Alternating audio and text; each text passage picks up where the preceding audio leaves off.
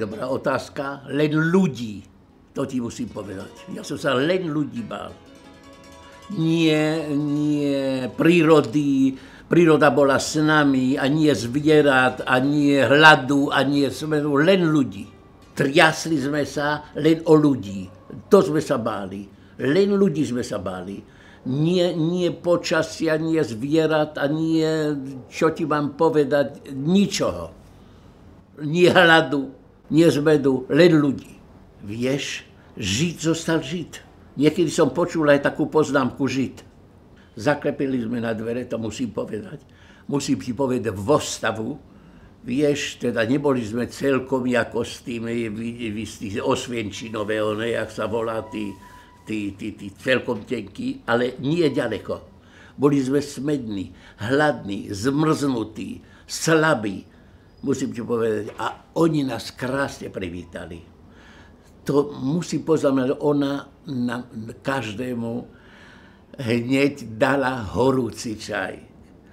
Tu vôňu toho, to som ja poznamenal, že vôňu toho horúceho čaju ešte dneska cítim, musím povedať.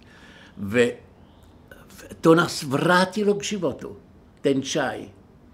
A Vaculčiak hovorí dve vety.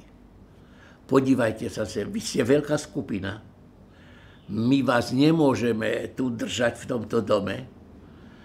A ja budem hľadať nejakú jak by bol, chatrč s drevorúbačom, čo snáď je prázdna. A keď chcete, poďte za mnou. To bolo 2,5 kilometra, čo sme už hľadali spolu. Ešte sa ten bunker nenašiel, ale keď sa to našlo a nali sme prázdnu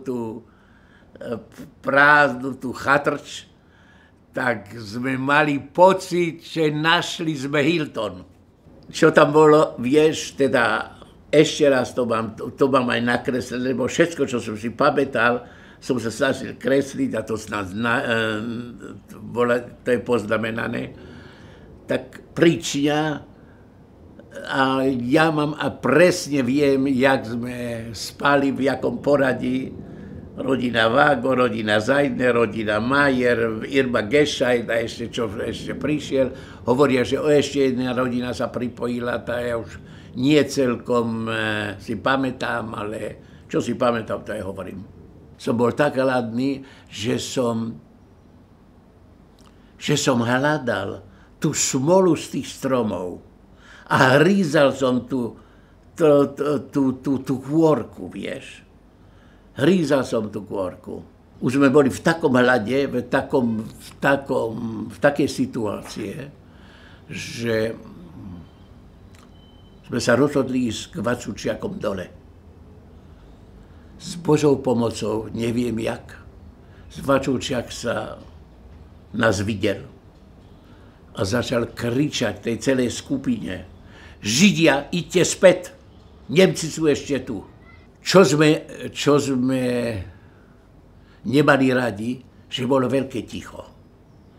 Lebo keď bolo veľké ticho, tak vedeli sme, ten front je hrozne ďaleko.